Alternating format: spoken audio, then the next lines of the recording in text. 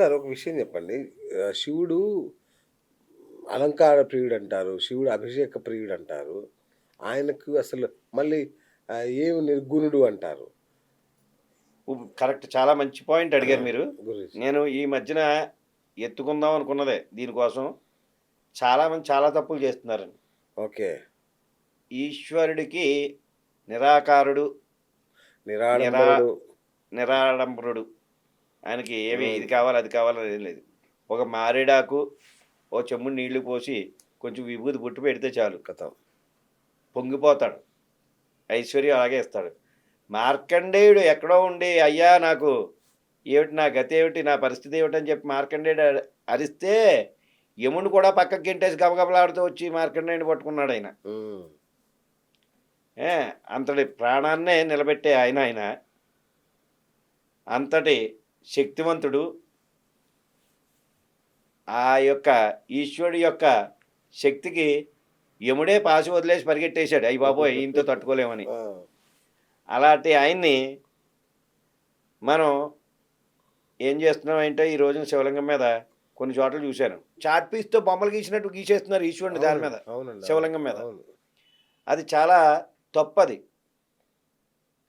నువ్వు ఒక మారేడాకు పెట్టి కొంచెం నీళ్లు పోసి ఏదో దండం పెట్టుకుని అది వేరు. అది వేరు.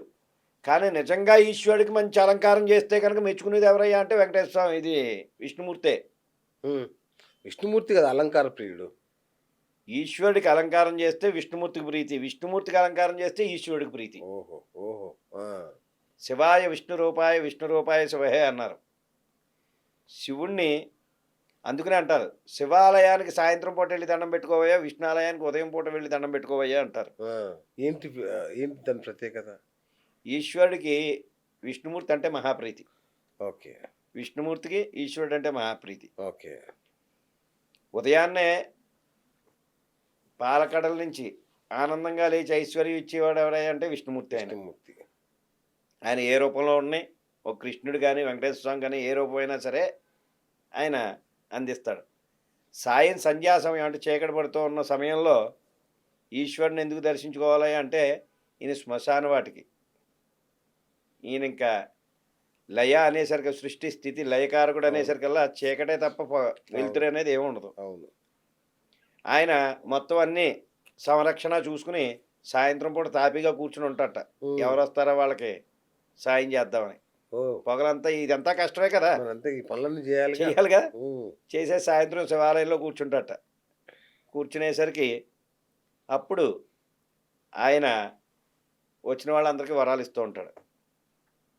అయితే ఈశ్వరుడి దగ్గర ఉన్న తత్వం ఏంటయ్యా అంటే ఎవరికైనా వరం ఇవ్వాలంటే కనుక వెనక ముందు చూడటం. అవును. వెనక ముందు చూడకుండా వరాలు ఇస్తూ ఉంటాడు. భస్మాసుర కథనం చూసాం గదా! అదే అవును. వెనక ముందు మామూలుగా మనకివ్వాలన్నా సరే నువ్వు అడగక్కర్లేదు, ఆ! నాయనా తీసుకో అంటారు. ఓకే. అయితే ఆయనకి ఆగ్రహం వచ్చిందిరా అంటే ఇంక అయిపాయే. అలాగే తీసుకెళ్ళిపోతాడు. అవును. ఆయన యొక్క గుణం అది. అయితే మనం అందరం అనుకుంటాం జీవితంలో ఒక్కసారైనా సరే ఈశ్వరుని దర్శించుకోవాలని చాలామంది కోరుకుంటుంది. హ్మ్. అదెలా?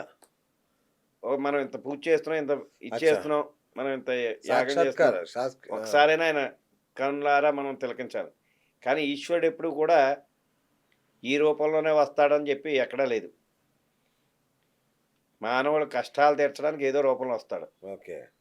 దానికి ముందుగా ఫర్ ఎగ్జాంపుల్ నేను ఒకానొక టైంలో ఒక ఇబ్బందుల్లో ఉన్నప్పుడు ఒక సాధువు వచ్చాడు మన ఇంటికి. ఆ!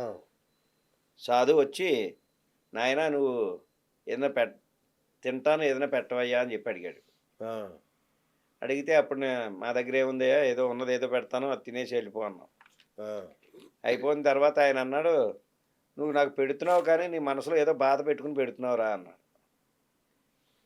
నేను అప్పటికే ఒక ఏదో ఇబ్బందిలో ఉండి, ఓకే. అయ్యో నాకు ఈ ఇబ్బంది ఉందే ఎలా తొలుగుతుందా అని నేను బాధపడుతూ ఉన్నాను. ఆ! వాస్తవమే అది. అది వాస్తవం. ఆ! ఈలోగా ఆయన, నువ్వు మనసులో ఏదో అనుకుంటున్నావు కానీ నాకు పెడుతున్నావు కానీ పూర్తిగా మనస్ఫూర్తిగా నువ్వు పెట్టలేకపోతున్నావు. అవును. ఏదో మనసులో కోరిక ఏదో ఏంటి ఈ బాధ ఏంటా అని చెప్పి బాధపడుతూ ఉన్నావు అని చెప్పి అన్నారు. ఉండడానికి ఎలా ఉన్నాడయ్యా అంటే ఆయన మొత్తం అంతా విభూది, ఒక చేతిలో ఒక కర్ర, ఒక సంచి, డోలు సంచి ఒకటి వేసుకుని అదో రకంగా ఉన్నాడు మనిషి. ఆ, ఉండేసరికల్లా ఆ ప్రసాదం స్వీకరించిన తర్వాత అన్నాడు, నువ్వు అర్జెంటుగా ఒకసారి శ్రీశైలం వెళ్ళిరానన్న, ఈశ్వరుని దర్శనం చేసుకురా, ఆ మల్లికార్జున స్వామిని, నీకు పని అయిపోతుంది అని చెప్పాడు. ఉమ్, ఏంటి శ్రీశైలం వెళ్ళమనడం ఏంటి, ఇది మల్లికార్జున స్వామిని దర్శనం చేసుకోవడం ఏంటి అని చెప్పి నేను అనుకుని, ఆ తర్వాత నేను అక్కడి నుంచి ఆయన ఇవాళ చెప్పాడు, మన్నాడు ఏమో ఎందుకు చెప్పాడో పెద్ద ఆయన అని చెప్పి మన్నాడు బయలుదేరి వెళ్ళాం. అచ్చా, ఆ, నేను మా భార్య ఇద్దరు కలిసి వెళ్ళాం. ఆ, వెళ్ళి వచ్చిన తర్వాత నెలలో రిజల్ట్స్ తెలిసిపోయింది నాకు. ఆయన 11 అన్నాడు, 11 కల్లా నాకు అయిపోయింది కూడా. చెప్పాడా 11 అని? 11 కని ఆయన వివరించాడు, నువ్వు వెళ్ళి వచ్చిన 11 కల్లా నీకు పని అయిపోతుందని చెప్పాడు ఆయన. బా, నేనేమనుకున్నాను, 11 రోజులకేమో అనుకున్నాను. ఆ, అనుకుని 11 రోజులకి ఇది పని అయిపోతుంది అన్నాను, వెళ్ళి వచ్చేసాను, 11 రోజులు అయిపోయింది కదా, వీడు ఇలాగే చెప్పాడులే అని నేను తిట్టుకున్నాను. ఆ, ఆ తర్వాత ప వెళ్ళిన రోజు నేను నాకు పని అయింది, ఇంటికి వచ్చాను, ఇంటి దగ్గరికి రాలేదు, ఫోన్ చేసి మా భార్యతో అన్నమాట, ఏవే ఆయన 11కి అవుతుంది అన్నాడు, 11కి అవ్వలేదు, ఇవాళ అయింది పని, 11 రోజులకి అవ్వలేదు, ఇప్పుడు ఇవాళ అయింది అన్నాను.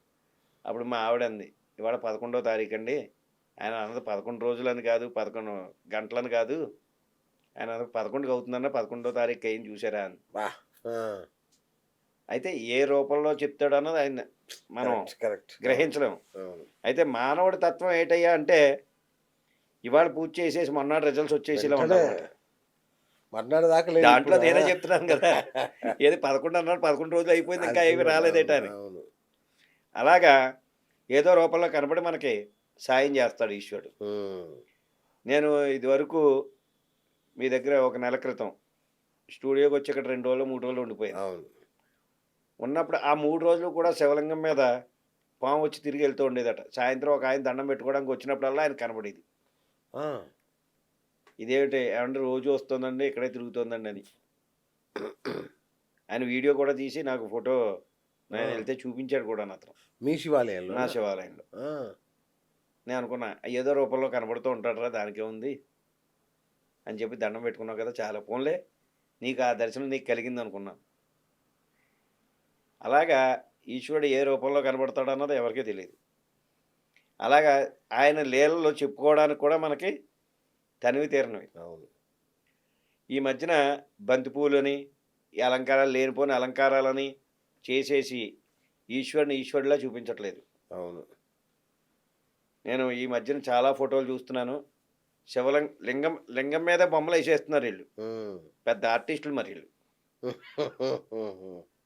శివలింగాన్ని రూపం చూపించమంటున్నారు, ఏదో రూపంలో చూపించమంటున్నారు కాదు చూపించమని. తప్ప నువ్వు బొమ్మలు వేయమనలేదు దాని మీద. అవును, అయితే ఈశ్వరుడికి ఎంత అలంకారం చేస్తే అంతా మంచిదే. ఉమ్, ఎవరికి ఇష్టం? విష్ణుమూర్తికి ఇష్టం. విష్ణుమూర్తికి ఇష్టం. ఆ, ఏ అంటే ఇప్పుడు మనం ఇద్దరు స్నేహితుల్లోనూ కూడా నువ్వు పైకి వెళ్ళినా నాకు ఆనందమే, నేను పైకి వెళ్ళినా మీకు ఆనందమే. అవును, అలాగా ఈశ్వరుడికి చేసినా వీళ్ళకి ఆ, విష్ణుమూర్తికి ఆనందమే, విష్ణుమూర్తికి చేసినా ఈశ్వరుడికి ఆనందమే. ఆహా, ఇద్దరికీ కూడా ఆ విధానం ఉంది. అదే ఇప్పుడున్న మానవ జన్మలో అయితే కనుక మన అన్నగారు తింటే తమ్ముడు చూడలేకపోతున్నాడు, తమ్ముడు తింటే అన్నగారు మరి చూడలేకపోతున్నాడు. సమానంగా రాకపోతే చచ్చాడు అసలు. ఆ, మనకి ఇంకా ఓ పావలా ఎక్స్ట్రా రావాలి తప్ప రావాలి కానీ అమ్మో. అలా అయిపోయింది. అవును, అది ఈశ్వరుడు యొక్క తత్వాలు తెలుసుకోవాలంటే ఎంత అంతా కాదండి. ఆ లీలలు మనం చెప్పుకోలేం, మనం ఎన్నాళ్ళు చెప్పుకున్నా తరిగేది కాదు. తరిగేది కాదు.